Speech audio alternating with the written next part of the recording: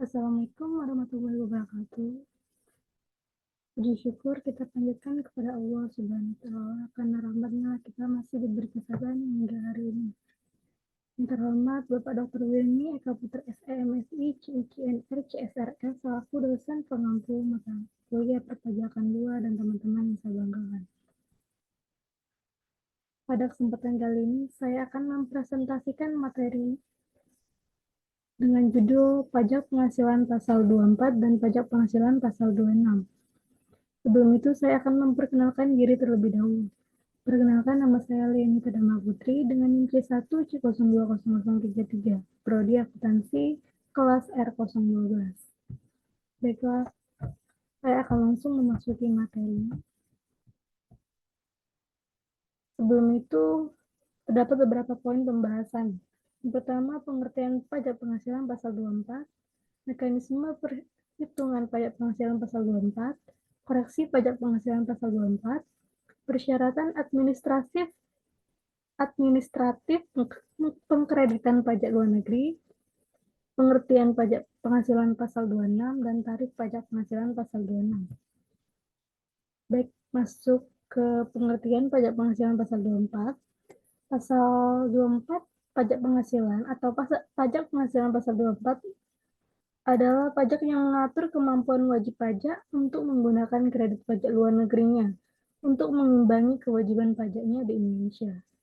Oleh karena itu, jumlah pajak yang harus dibayar di Indonesia dapat dikurangi dengan jumlah pajak yang telah dibayar di tempat lain, dengan ketentuan nilai kredit pajak luar negeri tidak melebihi jumlah pajak yang harus dibayar di Indonesia.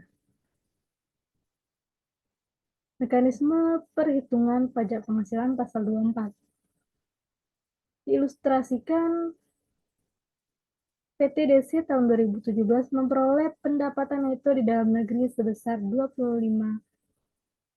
miliar dan dari luar negeri sebesar 10 miliar. Asumsi pajak di luar negeri sebesar 20%. Jawabannya itu total penghasilan yang tercatat itu sebesar 35 juta, yaitu penghasilan dalam negeri ditambah penghasilan luar negeri.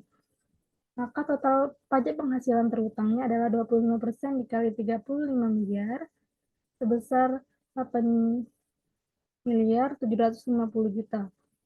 Pajak penghasilan maksimum yang dapat dikreditkan berupa penghasilan luar negeri dibagi dengan total penghasilan dikali total pajak penghasilan terutang, yaitu 10 miliar dibagi dengan 35 miliar dikali dengan 8 miliar 750 juta, yaitu sebesar 2 miliar 500 juta. Jadi, pajak penghasilan terutang yang sudah dibayarkan di luar negeri sebesar 2 miliar 500 juta. Nah, nominal ini akhirnya digunakan sebagai pengurang dalam pajak dalam negeri.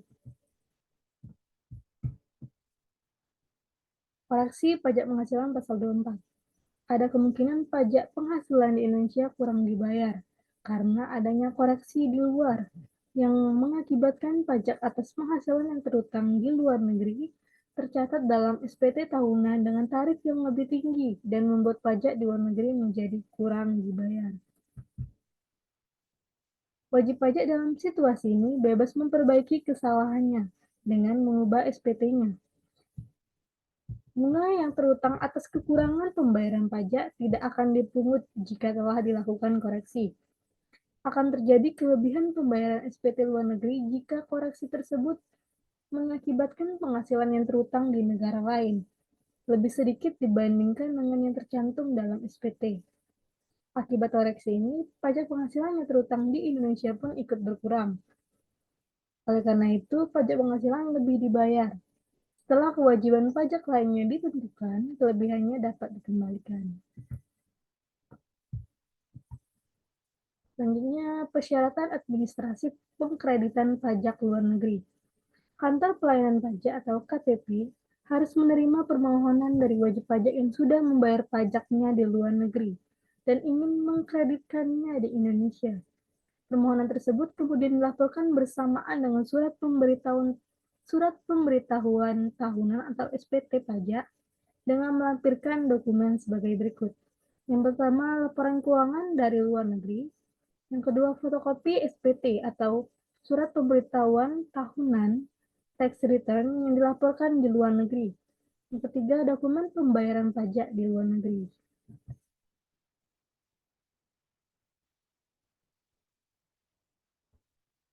Selanjutnya, pengertian pajak penghasilan pasal 26. Menurut Undang-Undang Nomor 36 Tahun 2008, pajak penghasilan pasal 26 adalah pajak penghasilan yang dikenakan atas penghasilan yang diterima wajib pajak luar negeri dari Indonesia selain bentuk usaha tetap di Indonesia. Tarif pajak penghasilan pasal 26.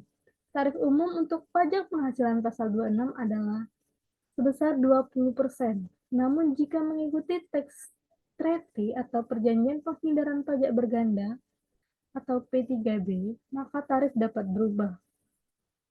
Tarif 20% final atas jumlah bruto yang dikenakan atas dividen, bunga, termasuk premium, diskonto, insentif yang terkait dengan jaminan pembayaran pinjaman, royalti, sewa, dan pendapatan lain yang terkait dengan penggunaan aset, insentif yang berkaitan dengan jasa, pekerjaan, dan kegiatan, hadiah dan penghargaan, pensiun dan pembayaran berkala, premi swap, dan transaksi lindung lainnya, perolehan keuntungan dari penghapusan utang, tarif 20% final dari laba bersih yang diharapkan dari pendapatan dari penjualan aset di Indonesia, premi asuransi, premi reasuransi yang dibayarkan langsung maupun melalui pialang kepada perusahaan asuransi di luar negeri. Baiklah, itulah materi yang dapat saya sampaikan. Lebih kurangnya saya mohon maaf. Wabillahi taufiq wal hidayah. Wassalamualaikum warahmatullahi wabarakatuh.